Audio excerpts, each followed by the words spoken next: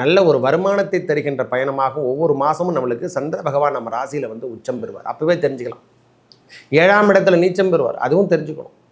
அதே போல தான் இந்த 2ஆம் இடம் என்று சொல்லக்கூடிய இடத்துல குருவோட சம்பந்தப்படுறதால சின்ன சின்ன சங்கடங்கள் இருந்திருக்கும்.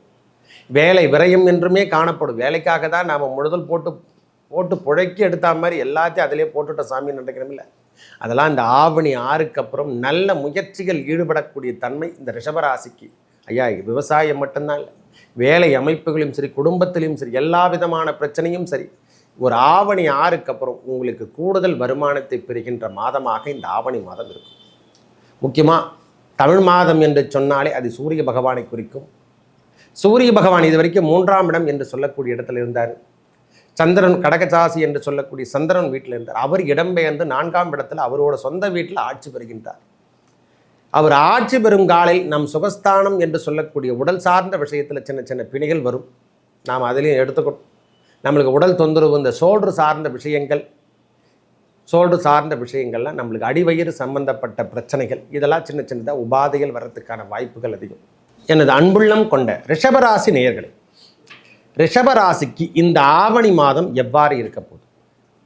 கிரகங்கள் அமர்ந்திருக்கும் இடம் நம்ம சுக்கிர பகவான் நம்ம ராசிக்கு 2ஆம் இடத்துல குருவோட சம்பந்தப்பட்டிருக்கார். நம்ம துட்டுக்காக கொஞ்சம் பிரச்சனையை தேடிட்டுருப்போம். அலைந்து திரிந்து வாழக்கூடிய மாதமாக போன மாதம் இருந்தது. இனிமேல் அந்த அலைந்து திரிந்து செல்லக்கூடிய அமைப்பெல்லாம் மாறப்போகுது. ஒவ்வொரு விஷயம் மாறத்துக்கான அமைப்பாக இந்த ஆடி மாதம் நிறைவு பெற்ற பிறகு ரொம்ப ஹெல்ப்ஃபுல்லான மாதமாக இந்த ஆவணி மாதம் ஒவ்வொரு ராசிக்குமே சொல்கிறேன், 12 ராசிக்கும் இது தேவைப்படுகின்ற அமைப்பாக உள்ளது. ஒரு மனிதன் வாழ்வில் என்னென்ன நடக்கக்கூடாது, துன்பமும் துயரமும் தொடர்ச்சியாக வரக்கூடாதுன்னு சொல்லுவோம். ஒரு மனிதன் கெட்ட குடி கெடும் என்று சொல்லியிருக்காங்க. அந்த கெட்ட குடியும் கெடக்கூடாத அளவுக்கு நம் வாழ்வாதாரத்தை மேலோங்க இறைவன், அதுதான் நம்ம கிரகங்களை தனித்தனியாக படைத்தான். ஒரே வீட்டில் எல்லாத்தையும் வைக்கல, அது எதுக்குன்னு தனித்தனியாக ஆட்சி வீடு, உச்ச வீடு அப்படின்னு சொல்லிட்டு தனித்தனியாக வச்சான். கிரகங்கள் ஒரு இடத்துல நீச்சம் பெறுதுன்னா அதுக்கு ஆப்போசிட்டில் உச்சம் பெறும்.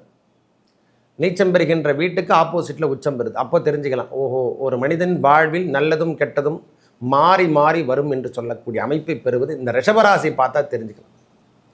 காரணம், அவங்க ராசியில் தான் சந்திரனே உச்சம் பெறுவார். சந்திரனே உச்சம் பெறுகின்ற இடம் எது? மூலகாரகம் என்று சொல்லக்கூடிய ஒரு உடல் என்று சொன்னால் அது சந்திரனை குறிக்கும். இதயம் என்று சொன்னால் சந்திரனை குறிக்கும். நீர் என்று சொன்னாலும் சந்திரனை குறிக்கும். உணவு என்று சொன்னாலும் சந்திரனை குறிக்கும். அந்த சந்திர பகவான் எங்கே உச்சம் பெறுகிறார்? நம்ம ராசிக்கு 11ஆம், அவர் ராசிக்கு கடக ராசிக்கு 11ஆம் இடம், ரிஷபராசியில் தான் உச்சம் பெறுவார். அப்படி இருக்கக்கூடிய காலம் நம்மளுடைய ரிஷபராசி ரொம்ப உயர்வினை தருகின்ற அமைப்பு.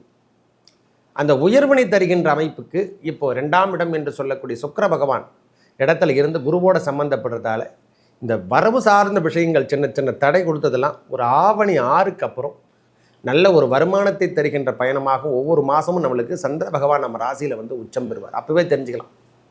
7ஆம் இடத்துல நீச்சம் பெறுவார், அதுவும் தெரிஞ்சுக்கணும்.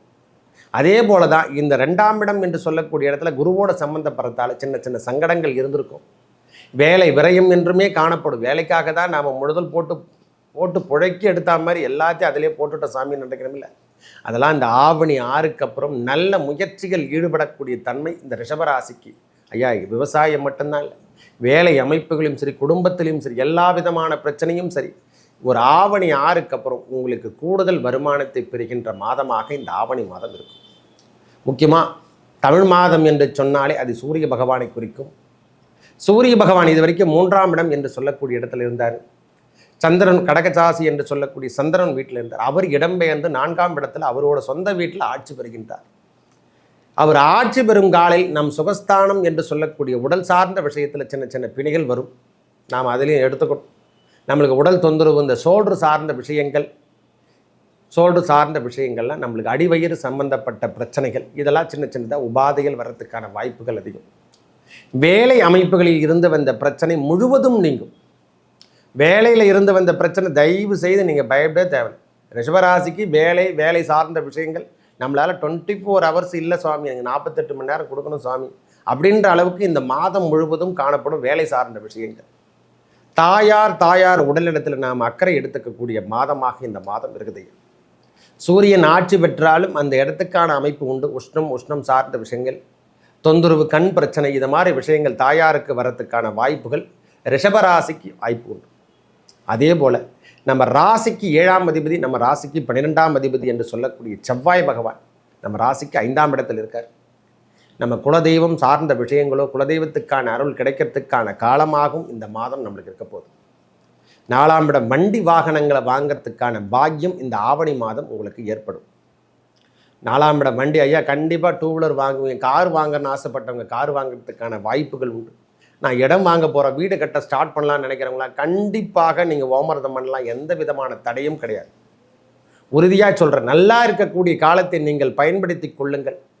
உங்கள் வாழ்வாதாரம் மேலோங்கக்கூடிய காலம் இது வந்து கொண்டிருக்குது. ரிஷபராசி எடுத்து வைக்கின்ற வேலைகளில் அனைத்திலும் வெற்றி கிடைக்கும். வரவு சார்ந்த விஷயமாகட்டும், லோன் சார்ந்த விஷயங்களாகட்டும், எல்லாமே இந்த ஆவணி மாதம் உங்களுடைய சக்ஸஸ் லைஃப் என்று.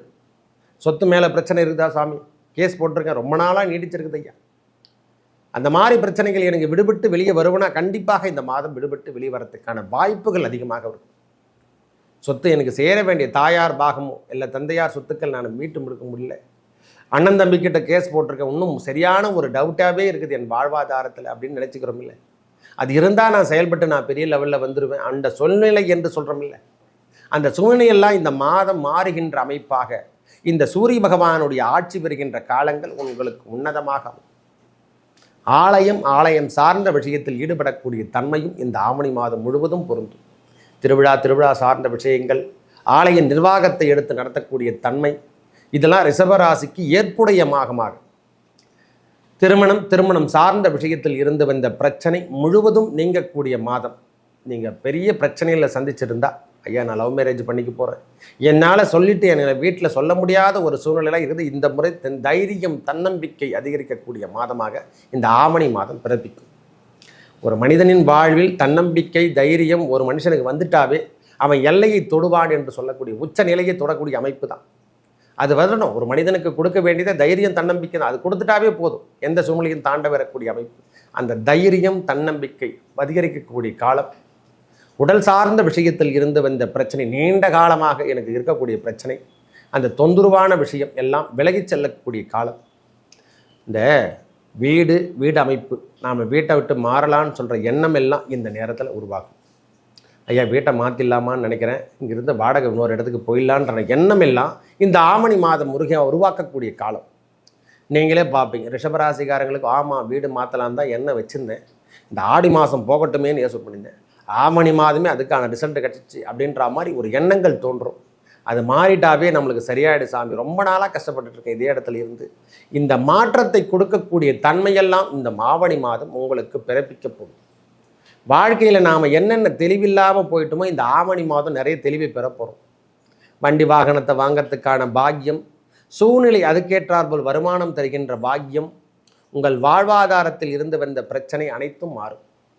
3ஆம் இடத்துல சுக்கிர பகவான் இடம்பெறுவார். ஒரு ஆவணி 6க்கு அப்புறம் 3ஆம் இடத்துல இடம்பெறுவார். நம்ம வாழ்வியல் ஏற்படக்கூடிய பிரச்சனைகள் எல்லாமே மாறி வரும். ஆவணி மாதம் 10ஆம் தேதி சூரியனோடு சேர்ந்து புதனும் மாறுவார். அவரால் ஏற்படக்கூடிய பிரச்சனை, 2ஆம் அதிபதி 4ஆம் இடத்துல சம்பந்தப்படுவதால் வருமானம் இரட்டிப்பாக தருகின்ற அமைப்பு, வேலைகளை புதிய முயற்சிகளில் ஈடுபடக்கூடிய தன்மை, கல்வி சார்ந்த விஷயத்தில் உயர்ந்த மேல் படிப்பு. ஐயா பிறப்பு இறப்பு எல்லாம் சமமே, நாம் இல்லைன்னு சொல்லலை. இதுக்கு நடுவில் என்னென்ன வாழ்க்கையில் வாழ்ந்துட்டு போகிறோம், இதெல்லாம் தான் நம்மளுடைய தொகுப்பே. இதுதான் மனிதனுடைய லெசன். இந்த வாழ்க்கையில் நாம் படித்தோம் முடித்தோம், ஒரு வேலைக்கு சென்றோம், ஒரு பெரிய புகழை பெருந்த அளவுக்கு நாம் குடும்பத்தை சம்பாதிச்சோம், சொத்துக்களை சேர்த்தோம், இதை மாதிரி விஷயங்கள் தான் நன்னடத்தை. அறம் சார்ந்த விஷயத்தில் ஈடுபட்டோம், கோயில் திருப்பணி, மக்கள் திருப்பணி இது செய்தோம் என்று சொல்லக்கூடிய அமைப்பு தான் ஒரு மனிதனின் வாழ்வில் முன்னேற்றத்தை தரும். இதையெல்லாம் ஏன் இப்போ சொல்கிறேன்னா, ரிஷபராசிக்கு இது அமையப்போகுது. அரசியல் சார்ந்த விஷயங்கள் முன்னெடுக்கக்கூடிய காலம் என்று கூட சொல்லும். ஏன்னா சூரியன் 4ஆம் இடத்தில் ஆட்சி பெறும் பொழுதெல்லாம் தானாக பதவி வந்து சேரக்கூடிய அமைப்பு. ஒரு மனிதனுக்கு தானாக வேலையை பார்த்தா அவருக்கு பார்த்துட்டு அரசியல் வேலையாக இருக்கும். இது வரைக்கும் செய்ய முடியாத விஷயம் இப்போது எடுத்து திருப்பி செய்யறதுக்கான வாய்ப்பு. இத்தனாலாக தொடலைங்க அவரை, இது வரைக்கும் தொடலை அவரை அப்படின்னா இப்பொழுது எடுத்து செய்யறதுக்கான காலத்தை ஏற்படுத்தும். ஒரு பெரிய முன்னேற்ற பாதையை வழிவகுக்கு ஆரம்பம் என்று சொல்லக்கூடிய அமைப்பை பெறுவது ரிஷபராசிக்கு இந்த ஆவணி மாதமே. விநாயக சதுர்த்தி, கிருஷ்ண ஜெயந்தி என்று சொல்லக்கூடிய புனித நாட்கள் என்று சொல்லக்கூடிய அமைப்பு, அதாவது ஆதி முதல் அந்தம் வரை என்று சொல்லக்கூடிய அமைப்பை பெறுவது ஒரு மனிதனின் ஆரம்பம் என்று சொன்னாலே பிள்ளையார் சுழி போட்டு செயல் எதுவும் தொடங்கு, அந்த முழு முதற் கடவுளை வணங்குகின்ற விநாயக சதுர்த்தியும், உலகத்தை 3 கால்களால் அளந்த நம்ம உலகளந்த பெருமான் என்று சொல்ல கிருஷ்ண பகவானுடைய ஜெயந்தி அதாவது கிருஷ்ணனுடைய ஜெயந்தி என்று சொல்லக்கூடிய நம்ம கிருஷ்ண பரமாத்மா பிறந்த நாள் என்று சொல்லக்கூடிய அமைப்பையும் இந்த ஆவணி திருநாள் என்று சொல்கிறோம் இல்லை, நம்மளுக்கு தேய்பிறை அஷ்டமி திதி நாட்களில் ஆவணி நல்நாள் என்று சொல்லக்கூடிய அமைப்பையும் இந்த கிருஷ்ண பரமாத்மா அவதரித்த மாதமாக இந்த ஆவணி மாதம். சூரியன் ஆட்சி பெருங்காலத்தில் என்னென்ன அமைப்பு கிடைக்குது பாருங்கள். திருவிழாக்கெல்லாம் முழுமுதற் கடவுள் ப்ளஸ்ஸு ஓங்கி உலகளந்தவன் உத்தமன் பேர்வாடி என்று சொல்கிற மாதிரி நம்ம ஆண்டாள் பாசுரத்தில் வரா மாதிரி அந்த அம்மா சொன்ன அந்த கிருஷ்ண பரமாத்மனுடைய நாட்களாகவும் இந்த ஆவணி மாதம் குறிப்பிடப்பண்டிருக்கு. ரொம்ப விசேஷமான நாள்கள் கூட சொல்லலாம். இந்த நேரத்தில் இறைவனுடைய துதியை பாடுறதும் அவனுடைய இருக்கக்கூடிய இடத்துக்கு நாம் செல்வதும், இறைவனுடைய எடுக்கக்கூடிய இடம் இந்த ரங்கநாத பெருமான் என்று சொல்லக்கூடிய ஸ்ரீரங்கம், திருப்பதி திருமலை திருப்பதி என்று சொல்லக்கூடிய ஏழுமலையானுடைய சன்னிதானம், அலமேல் மங்காபுரம், இந்த மாதிரி இடத்துல பத்மாவதி தாயார் இவங்களாம் வணங்கிட்டு வந்தால் இந்த மாதம் நம்மளுக்கு செழிப்பினை தருகின்ற மாதமாக ரிஷபராசி என சுக்கிரன் அமைப்பை உடையவர்கள். சுக்கிரன் ஸ்தலம் என்று சொன்னாலே அது ஸ்ரீரங்கம் என்று தான் குறிப்பிட முடியும். ரங்கநாத பெருமானுடைய ஆழந்தான் ஒருத்தருக்கு சுக்கிரன் என்று சொல்லக்கூடியும். அடுத்தது நம்மளுக்கு இந்த சர்வ தோஷம் என்று சொல்கிறோம் இல்லை, நாகதோஷம் இதெல்லாம் சொல்லிட்டு இருக்கும் பாருங்க. அந்த ரங்கநாத பெருமானுடைய படுக்கை என்று சொல்லக்கூடிய ஆதிதேசனை வணங்கும் பொழுதே அவர் தான் அங்கே ஸ்ரீ ராமானுஜருடைய பூத உடல் அங்கே இருக்குது. அவரை வணங்கும் போது இந்த திருமண தடை தோஷங்கள் இவையெல்லாம் நிவர்த்தி செய்து திருமணம் உடனுக்குடன் குழந்தை பேரு உடனுக்குடன் கிடைக்கிறதுக்கான வாய்ப்புகள் அந்த ரங்கநாத பெருமான் 108 திவ்ய தேசங்களில் முதன்மை தேசம் என்று சொல்லக்கூடிய ரங்கநாதர் பெருமானை வணங்க ரிஷபராசிகார் வாழ்வில் ஏற்பட்ட துன்பங்கள், ஏன்னா அவங்களே தான் ராசிக்கு சுக்கிர பகவான் தான் 6ஆம் அதிபதியாகவும் வரார். ஒரு ரிஷபராசிக்கு அதிபதி யாரானா அவரே தான் 6ஆம் அதிபதி, அவருக்கு அவரே பகை. நல்லதும் தீமையும் பிறர் வைய சேரா, அதாவது நன்மையும் தீமையும் பிறர் செய்ய வாரா, அதுதான் சொல்கிறது. மற்றவங்களால் வர்றதில்லை, நம்மளுக்கு நம்மளே தான் பகையும் நம்மளுக்கு நம்மளே தான் வெற்றியும் அப்படின்னு சொல்லக்கூடிய அமைப்பை பெறுவதும் ரிஷபராசிக்கு இது ஏற்புடைய மாதம் என்றே சொல்லலாம். சனி பகவான் 10ஆம் இடத்தில் இருப்பது 9ஆம் இடம், அதாவது 11ஆம் இடத்துல சனி பகவானும் 10ஆம் இடத்துல ராகு பகவானும் இருப்பதும் எங்கள் வாழ்க்கையில் புதித அமைப்பு என்று கூட சொல்லும். இதுமாதிரி வாழ்க்கையில் திரும்ப தேட்டா கூட கிடைக்காது. வருகின்ற காலத்தை சரியாக பயன்படுத்தி நாம் முன்னுக்கு வந்தோன்னுன்ற ஒரு எண்ணத்தை உருவாக்கக்கூடிய காலம். எந்த தடையும் கிடையாது சுவாமி, உங்கள் வாழ்க்கையில் நீங்கள் வெற்றி பெறுகின்ற அமைப்பு. நேர்மை தவறாமல் இருங்க. சனி பகவானுடைய பார்வை நம்ம ராசியில் படுவதால், தலைபாகத்தில் படுவதால் தவறான விஷயத்தையோ தவறான பார்வையோ யாரையும் பார்க்காதீங்க. ஏன்னா இந்த நேரத்தில் எது செய்தாலும் நாம் மாட்டிக்கொள்வோம். இதிலே தெரிஞ்சுக்கலாம், ஓஹோ அப்போ சரிதான் அப்படின்ற ஒரு எண்ணமும் உருவாகும். மற்ற கிரகங்களுடைய வலிமை எல்லாம் நன்றாக இருப்பதால் 2ஆம் இடத்தில் அமர்ந்திருக்கும் குரு செல்வத்தை வாரி வழங்குகின்ற பாக்கியம், எப்பொழுதும் வருமானம் இருந்து கொண்டே இருக்கும். அதில் எந்த தடையும் கிடையாது சுவாமி.